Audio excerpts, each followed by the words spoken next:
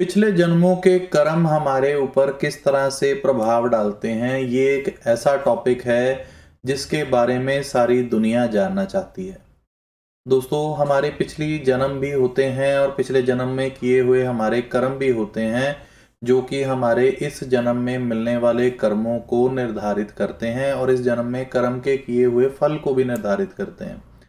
इसलिए हमारी कुंडली से हम किस तरीके से जान सकते हैं कि हमने पिछले जन्म में ऐसे कौन से कर्म किए हैं जो कि इस जन्म में हमारे कर्मों के फलों को निर्धारित कर रहे हैं, हमें हमारे कर्मों का कितना अच्छा फल मिल रहा है और कितना बुरा फल मिल रहा है।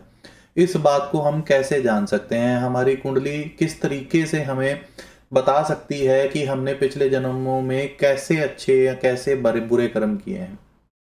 तो इसके बारे में ये पूरा डिटेल वीडियो जो है वो मैं बनाऊंगा और इसके ऊपर पूरी हम लोग सीरीज करेंगे कि किस तरीके से हमें पिछले जन्मों के कर्मों के प्रायश्चित भी किए जा सकते हैं, किस तरीके से हम इस जन्म में कर्मों के फलों को बढ़ा कैसे सकते हैं।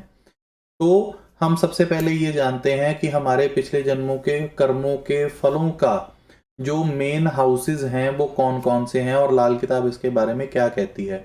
तो शुरू करने से पहले हमारे चैनल को जो है वो सब्सक्राइब भी कर लीजिए और उसको बेल आइकन को ज़रूर प्रेस कर लीजिए कि ताकि आपको कोई भी अपडेट जो है वो मिस ना हो जाए। तो दोस्तों, अब हम जानते हैं कि हमारे जो पिछले जन्मों के कर्मों के फलों के जो मेन रिप्रेजेंटेटिव जो हाउसेज होते हैं वो कौन से होते हैं। दोस्तों, खाना नंबर 1, खाना नंबर 7, खाना नंबर 4 और खाना नंबर 10 यानी कि केंद्रों के जो घर होते हैं वो हैं हमारे बंद मुट्ठी के खाने, यानी पिछले जन्मों के कर्मों का खजाना, जो कि हम इस जन्म के कर्मों में अपने किस्मत में साथ लिखवा कर लाए हैं। केंद्रों के अंदर जो भी ग्रह बैठे होते हैं वो हमारे पिछले जन्मों के कर्मों का फल होता है। वो प्लैनेट अच्छे भी हो सकते हैं और बुरे भी हो सकते हैं। अगर आपके केंद्रों में बैठे हुए प्लैनेट्स आपके लिए शुभ फलदायी हैं, आपके लिए नेक बैठे हुए हैं, अच्छे रिजल्ट लेके बैठे हुए हैं, तो वो आपके इस जन्मों के कर्मों के फलों को बढ़ा देंगे। और अगर आपके केंद्रों के अंदर बैठे हुए प्लैनेट अगर खराब बैठे हुए हैं तो वो इस जन्म में किए गई जी तोड़ मेहनत के भी पूरे पूरे फल, अच्छे उसके जो बेस्ट रिजल्ट्स हैं उनमें कमी ला देती है। तो जो केंद्रों के मेन प्लैनेट्स हैं उनको ठीक रखना हमारे अपने हाथों में भी होता है और कई बार हमारे हाथों में नहीं भी होता।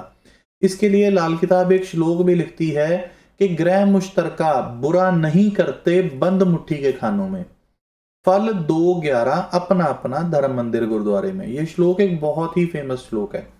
तो ये कैसे है कि वो बुरा नहीं करते। अगर बुरा नहीं करते का मतलब ये नहीं है कि अच्छा करेंगे, उसका मतलब ये है कि वो बुरा नहीं करेंगे। किस मीन्स में, किस टर्म में, कि भाई वो जो भी केंद्रों के अंदर जो प्लैनेट बैठे हैं ना, अगर वो जो 2 प्लैनेट हैं या 3 प्लैनेट इकट्ठे बैठे हैं या 4 प्लैनेट का कोई कॉम्बिनेशन बैठे हैं, तो वो आपको बुरा फल नहीं देते। बुरा फल किस मीन्स में नहीं देते कि पिछले जन्मों के कर्मों के फल के रिगार्डिंग, जो इस जन्म में आपने जो भी मेहनत करी है उस मेहनत के जो रिजल्ट्स मिलने हैं उन रिजल्ट्स में कमी नहीं आने देती। कैसे कि भाई कर्म को सारी दुनिया करती है और उसके फल भी सबको मिलते हैं। किसी को कम फल मिलता है, किसी को बहुत ज्यादा फल मिलता है, फर्क सिर्फ इतना है। लेकिन जो भी इस जन्म में मिलना है, मिलना हमारी कर्मों के लिहाज से ही है। मेहनत तो करनी ही पड़ेगी, जिसकी वजह से मंगल को ठीक रखना बहुत अच्छा जरूरी होता है। अब दोस्तों, हमें ये जानना पड़ेगा कि हमारा जो केंद्रों के अंदर बैठे हुए प्लैनेट्स हैं वो अच्छे कैसे हो सकते हैं और बुरे कैसे हो सकते हैं। उस चीज के रिगार्डिंग हमें इसी प्लेलिस्ट के अकॉर्डिंगली जो फर्दर मैं वीडियोस अपलोड करूंगा उनको आपको ध्यान से सुनना पड़ेगा, जिसमें कि मैं खाना नंबर 1 में प्लैनेट अच्छे कैसे होंगे या बुरे कैसे होंगे उनको कैसे चेक करना है, फिर दूसरे में हम चौथे घर को समझेंगे, फिर तीसरे में 7वें को समझेंगे और फिर 10वें को समझेंगे। इसलिए मैं कह रहा हूँ कि भाई चैनल को सब्सक्राइब कर लो, बेल आइकन को प्रेस कर लो, कोई अपडेट मिस ना हो जाए।